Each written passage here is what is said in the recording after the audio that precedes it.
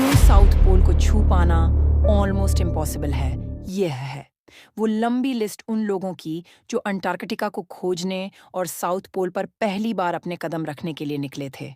But इस सफर के बीच में ही इनकी मौत हो गई।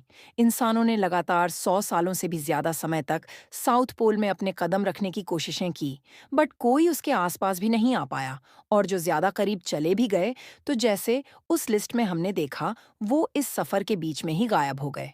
इंटरेस्टिंग, पिछले 70 मिलियन सालों से साउथ पोल पर ठहरा हुआ यह सफेद रेगिस्तान अंटार्कटिका सिर्फ 200 साल पहले ही इंसानों की नजरों में आया। मतलब, जस्ट इमेजिन, जब ब्रिटिशर्स इंडिया पर राज कर रहे थे, तभी भी दुनिया ने अंटार्कटिका को देखा तक नहीं था। दुनिया के इतिहास की किताब में अंटार्कटिका वो आखिरी पन्ना है जो अंत तक किसी ने पलटा ही नहीं था, नॉर्मल एरोप्लेन्स को। तो अंटार्कटिका के ऊपर से गुजरना अलाउड भी नहीं था, क्योंकि उन्हें कुछ ऐसे हालातों का सामना करना पड़ता था। यही हाल शिप्स और क्रूजर्स का भी होता था।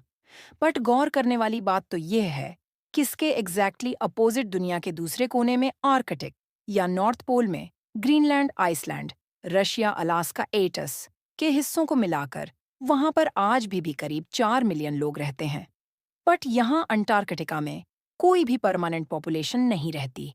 इनफैक्ट पूरे लैंड एरिया पर तो जानवर तक नहीं रहते। ये इतनी मोटी चर्बी और खाल वाला पोलर बेयर तक अंटार्कटिका में सरवाइव नहीं हो पाया।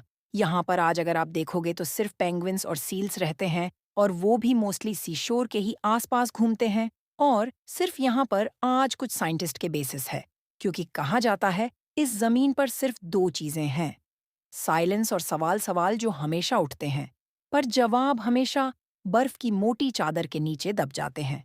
जैसे यह जगह इतनी ठंडी कैसे है, जब कभी यहाँ पर एक घना जंगल हुआ करता था, या फिर नासा वाले यहाँ पर बार बार क्या ढूंढने आते हैं। और सबसे बड़ा, अगर सिर्फ यह एक बर्फीली जगह है, तो यहाँ पर बिना किसी एक्सप्लेनेशन के यूएफओ साइटिंग्स क्यों हो रहे हैं?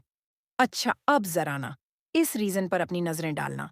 204 की एक लेटेस्ट खबर में यह पाया गया कि अंटार्कटिका के इस बड़े से लैंडमास के नीचे 511 बिलियन बैरल ओनाइल छुपा हुआ है, जो कि मिडिल ईस्ट के बाद दुनिया का सबसे बड़ा ओनाइल रिजर्व है। आखिर क्यों अंटार्कटिका में स्पेसिफिकली ऐसी कौन सी खास बात है जो उसे दुनिया का सबसे डेडलिस्ट लैंड बनाती है? क्यों इतने सारे लोगों ने इसके सेंटर तक पहुंचने में अपनी जानें गंवा दी? आज से 2000 सालों पहले एरिस्टोटल और टोल्मी जैसे फिलोसोफर ने पृथ्वी के एक्सट्रीम साउथ पर एक बड़े से जमीन के होने को पहले से ही इमेजिन कर लिया था, क्योंकि कोई तो एक बड़ा सा जमीन का टुकड़ा होना ही पड़ेगा ऊपर नॉर्थ में आइलैंड्स को बैलेंस करने के लिए। यह मिस्टीरियस जमीन, जो सभी के इमेजिनेशन का विषय थी, को लैटिन नाम दिया गया, एरा ऑस्ट्रेलिस इनकॉग्निटा, यानी कि द अननोन सदर्न लैंड। अब 1520 में एक famous Portuguese explorer Ferdinand Magellan बहुत नीचे साउथ अमेरिका के टिप तक पहुंच गए थे, और उन्हें एक पैसेज दिखाई दिया जिसके बाद उन्हें बहुत से आइसबर्ग्स दिखे। बट जैसे आप देख सकते हो, वो फिर भी अंटार्कटिका से काफी दूर ही थे। और फिर 1773 में एक British explorer captain James cook थोड़ा और आगे जाकर वो पहले इंसान बने जिन्होंने अंटार्कटिक सर्कल को क्रॉस कर दिया। वो अंटार्कटिका के बहुत करीब तक जरूर पहुंचे, बट कभी अंटार्कटिका की जमीन को देख ही नहीं पाए। उन्हें दूर दूर तक बस सिर्फ बर्फ के बड़े बड़े पहाड़ ही दिखाई दे रहे थे, और इसीलिए वो वहां से वापस आ गए।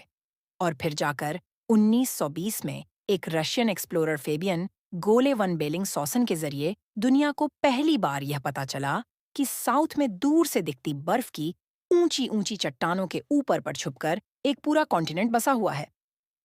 यह कॉन्टिनेंट समुद्री सतह से 2500 मीटर ऊपर पहाड़ जैसे चट्टानों के ऊपर बसा था।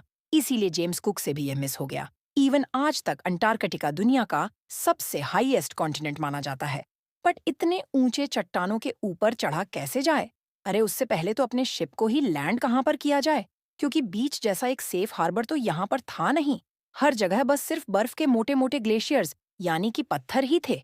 इसके अलावा जमा देने वाली तेज हवाएं, ऊंची लहरें, पलक झपका ही बिगड़ता मौसम और माइनस की ठंड, इन सारी हालातों ने ऐसा दांव खेला कि फेबियन को तुरंत यू टर्न मारकर वापस से लौट आना पड़ा।